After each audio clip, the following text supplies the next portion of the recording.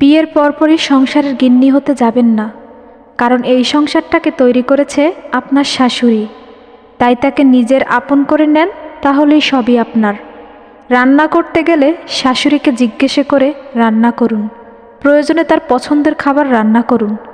অবসর সময় একা সময় না কাটিয়ে শাশুড়ির সাথে তার বিয়ের পরের কথাগুলো জানতে চান। এতে আপনার শাশুড়ি পুরনো সব স্মৃতিতে ঘুরে আসতে পারবে। আপনার মধ্যে বন্ধুত্বপূর্ণ সম্পর্ক তৈরি হবে।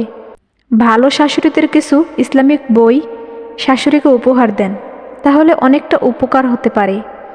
নিজের জন্য কিছু শপিং করতে গেলে শাশুড়ির জন্য কিনে আনুন, দেখবেন খুব খুশি হবে। শাশুড়ির সাথে একসাথে বসে খাওয়া দাওয়া করুন।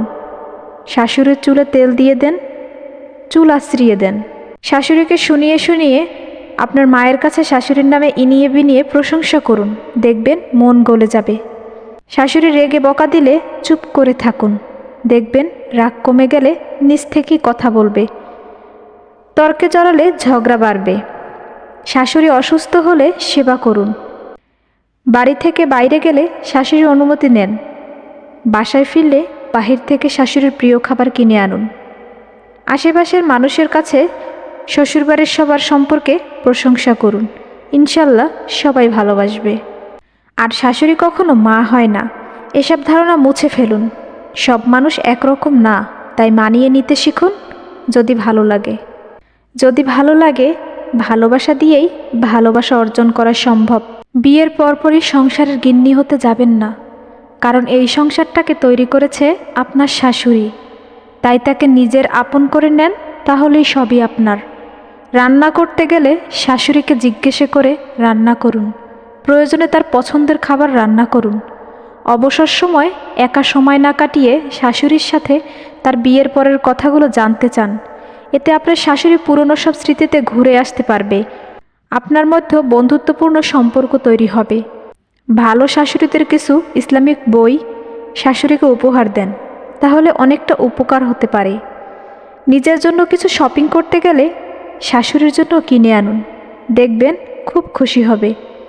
শাশুড়ির সাথে একসাথে বসে খাওয়া দাওয়া করুন। শাশুড়ির চুলে তেল দিয়ে দেন, চুল আঁচড়িয়ে দেন। শাশুড়িকে শুনিয়ে শুনিয়ে আপনার মায়ের কাছে শাশুড়ির নামে ইনিয়ে বিনিয়ে প্রশংসা করুন, দেখবেন মন গলে যাবে। শাশুড়ি রেগে বকা দিলে চুপ করে থাকুন, দেখবেন রাগ কমে গেলে নিজ থেকেই কথা বলবে। তর্কে জড়ালে ঝগড়া বাড়বে। শাশুড়ি অসুস্থ হলে সেবা করুন। বাড়ি থেকে বাইরে গেলে শাশুড়ির অনুমতি নেন। বাসায় ফিরলে বাহির থেকে শাশুড়ির প্রিয় খাবার কিনে আনুন। আশেপাশের মানুষের কাছে শ্বশুরবাড়ির সবার সম্পর্কে প্রশংসা করুন, ইনশাল্লাহ সবাই ভালোবাসবে। আর শাশুড়ি কখনো মা হয় না, এসব ধারণা মুছে ফেলুন। সব মানুষ একরকম না, তাই মানিয়ে নিতে শিখুন। যদি ভালো লাগে ভালোবাসা দিয়েই ভালোবাসা অর্জন করা সম্ভব। বিয়ের পরপরই সংসারের গিন্নি হতে যাবেন না, কারণ এই সংসারটাকে তৈরি করেছে আপনার শাশুড়ি। তাই তাকে নিজের আপন করে নেন, তাহলেই সবই আপনার। রান্না করতে গেলে শাশুড়িকে জিজ্ঞেস করে রান্না করুন, প্রয়োজনে তার পছন্দের খাবার রান্না করুন। অবসর সময় একা সময় না কাটিয়ে শাশুড়ির সাথে তার বিয়ের পরের কথাগুলো জানতে চান। এতে আপনার শাশুড়ি পুরনো সব স্মৃতিতে ঘুরে আসতে পারবে। আপনার মধ্যে বন্ধুত্বপূর্ণ সম্পর্ক তৈরি হবে।